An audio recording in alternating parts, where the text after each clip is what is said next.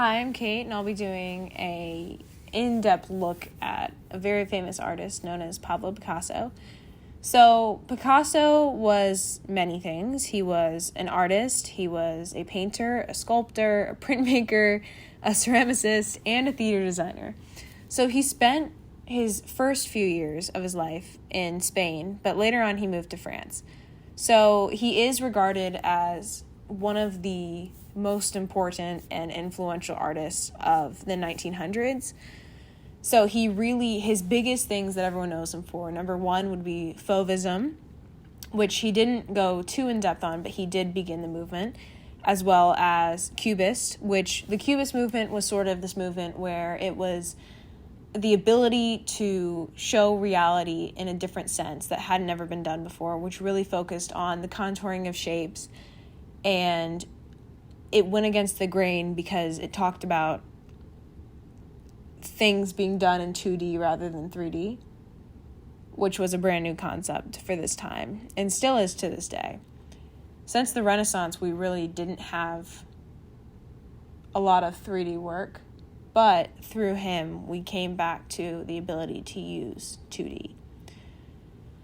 So, to continue, he was the inventor of a constructed sculpture as well as the collage, which the collage is something that we use very often, and it was based off of the Cubist point of view, which was being able to show a perspective in multiple different areas through the uses of shapes and colors. So what he would do is he would cut out paper, or he would cut out any material he had and paint it however he felt and glue them together and or use some kind of adhesive to bring his work together.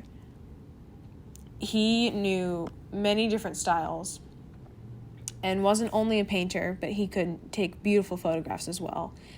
And he was just an incredible person from start to finish. He was born in Palawan, which is a section of Spain, and specifically it's called Malaga, Spain, and this was October 25th, 1881, and he passed away April 8th, 1973, and he lived to be 91, which quite old at this time. He died in Mugens, France, and he currently rests in Chateau of Vauvenagons. I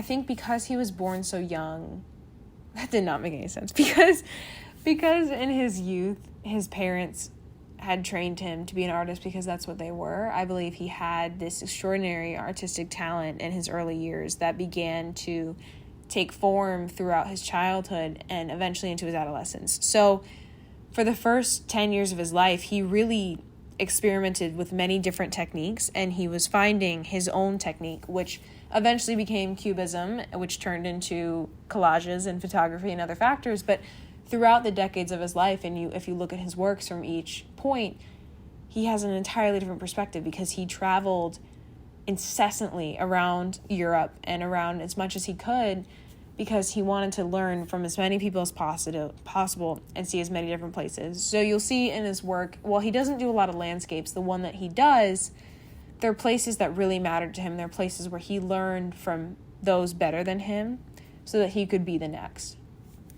So he worked, in the earlier parts, he worked with Henri Matisse, which he was really the beginning of the Fauvist movement. So Picasso began exploring color theory and paints and these extreme angular shapes in his work, which was entirely new to him. So what's funny is, even though they began as friends and Matisse taught Picasso a lot of what he knew, they ended up having a massive rivalry. And critics were often between the two because they were both so talented in what they did, and yet what they did was entirely different, but they wanted it to be compared. So Picasso's work, you can't really put it into one singular movement. It was sort of a bunch of different periods. So there are different ones, and you can find them online for the exact names, but these are the ones that were given to me.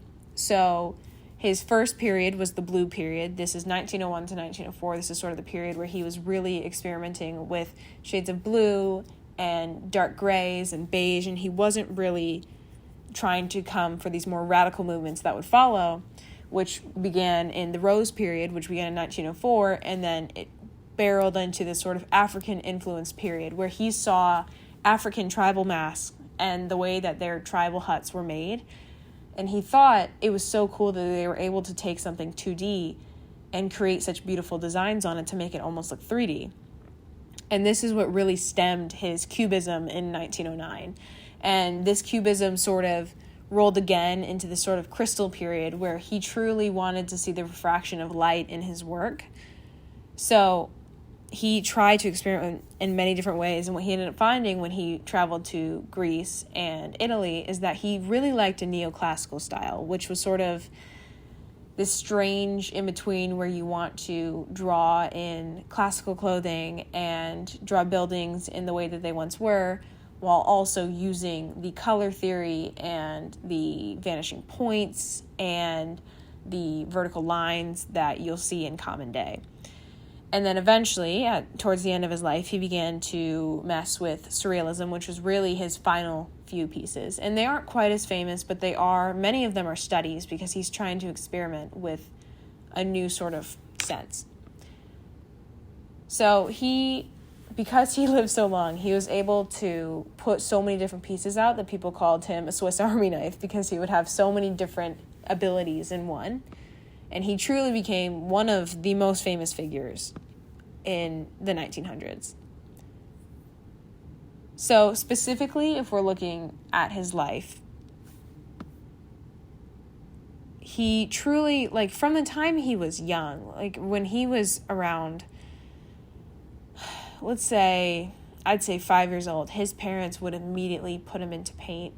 And every single day from that point on, he truly tried to say everything with art. So his first words, according to his mother, were piz, which is a shortened version of lapis, which is a Spanish word for pencil. I thought this was fascinating because what a common tool to be using as an artist, and from the time he was young, he's been saying it.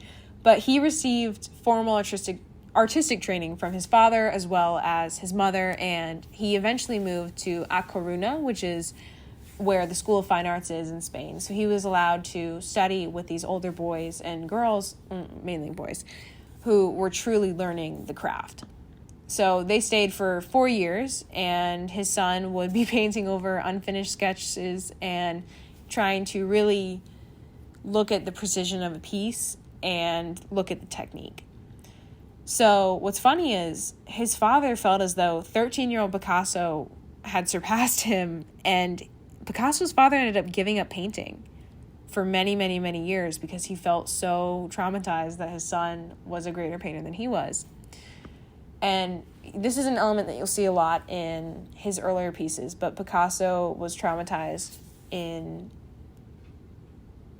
1895 by his 7-year-old sister, who was Conchita, and she died of sort of a dysentery situation.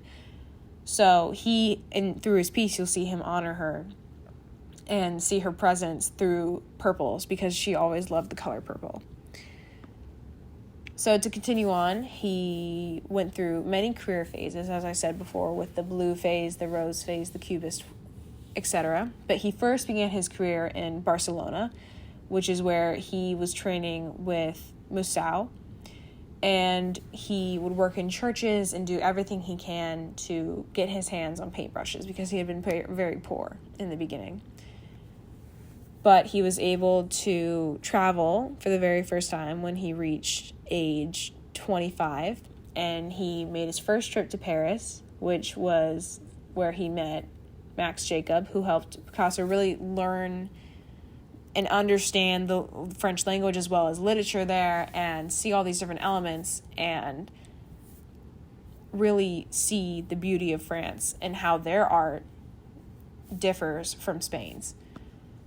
So he goes through his many periods, and he eventually, which his greatest obviously would be his Cubist phase. That's what he's most known for. But towards the end of his life, he sees World War II and the late 1940s, and this is where he truly tries to honor victims of that time, and he spends the last few years of his life truly honoring everyone who passed away during that time. And with his political views, he felt as though he had a platform where he could express emotions and hopefully opt for change, which is what he did. In the end of his life, he died on April 8th, 1973 in Mugens, France from heart failure, which is sad.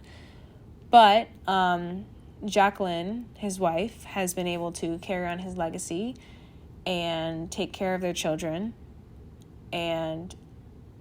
But sadly, eventually, devastated and lonely after his death, a couple years later, Jacqueline killed herself by gunshot when she was 59 years old.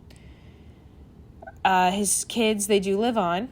They are not as involved with Picasso because Jacqueline was his second wife, but they do remain in his honor, and they try to honor his painting and his artwork through museum visits and speeches. So he had a great life, and I truly believe that his art changed the world through the Cubist perspective. It was an entirely new perspective, and it went against the grain, and he expressed himself in a way that no one ever had been able to before. So he truly understood, and I felt was a great man.